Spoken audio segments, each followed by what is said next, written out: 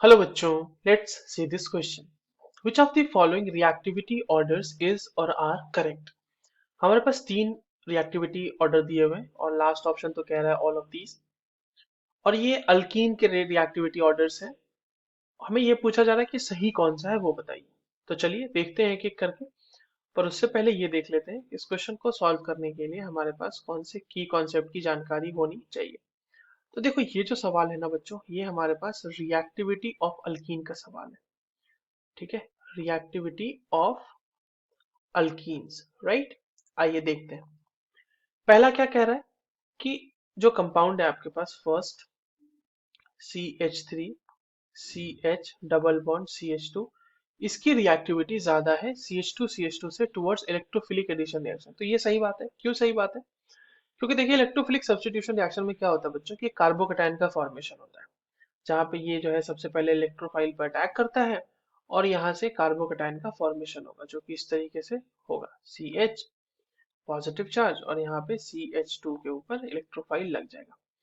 अब ये कार्बोकैटायन जो है ये 2 डिग्री कार्बोकैटायन है। और अगर आप CH2 के केस में कार्बोकैटायन बनाओगे तो आपके पास कुछ इस तरीके का कार्बोकैटायन बन जाएगा।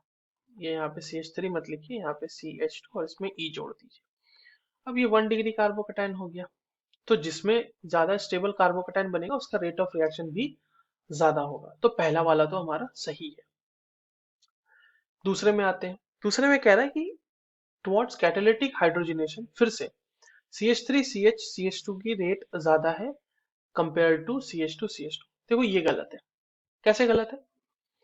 जब हम बात करते हैं टुवर्ड्स कैटालिटिक हाइड्रोजन की, तो वहां पर स्टेबिलिटी ऑफ अल्कीन जो है वो बहुत बड़ा रोल प्ले करता है। जो अल्कीन जितना ज्यादा स्टेबल होता है उसका रेट ऑफ रिएक्शन उतना कम होता है। अब अगर हम rate of stability of alkyne की बात करें तो आपको साफ साफ दिख रहा होगा कि हाइपर कॉन्जुगेशन की मदद से यहाँ पे 3 अल्फा H है इसके पास। तो हाइपर कॉन्जुगेशन की मदद से ये अल्कीन ज्यादा स्टेबल है एज कंपेयर टू CH2 जिसके पास एक भी अल्फा H नहीं है। तो क्योंकि इसकी स्टेबिलिटी ज्यादा है तो इसका रेट ऑफ रिएक्शन भी क्या होगा, कैटालिटिक हाइड्रोजनेशन के लिए कम होगा। और यहाँ तो सेकंड ऑप्शन में कह रहा है कि ज्यादा है, तो ये हो गया आपका गलत। थर्ड वाला क्या कह रहा है कि जो CH2 है उसका इलेक्ट्रोफिलिक एडिशन रिएक्शन रेट ज्यादा है as compare to CH triple bond CH। तो ये भी बात सही है। क्यों?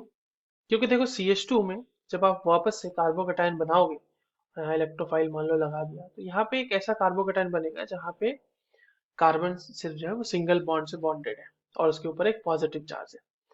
पर अगर आप यही चीज यहाँ क्रिएट करना चाहोगे तो यहाँ पर आपके पास एक इस तरीके से कार्बोकैटायन बनेगा जहां पर वो डबली बॉन्डेड है, इसकी इलेक्ट्रोनेगेटिविटी ज्यादा है। ठीक है, तो यहाँ पर पॉजिटिव चार्ज स्टेबल नहीं होगा एज कंपेयर टू फर्स्ट वाले के केस में। तो इसीलिए इसका रेट ऑफ रिएक्शन ज्यादा होगा as compare to this one. तो थर्ड वाला भी हमारा सही है। और अगर क्योंकि सेकंड वाला गलत है तो ऑल ऑफ दिस तो हो नहीं सकता। तो फर्स्ट और थर्ड हमारे बच्चों सही रेट ऑफ मतलब सही रिएक्टिविटी का ऑर्डर दिया हुआ है। So the correct answer is 1 and 3। I hope you understood this well. All the very best.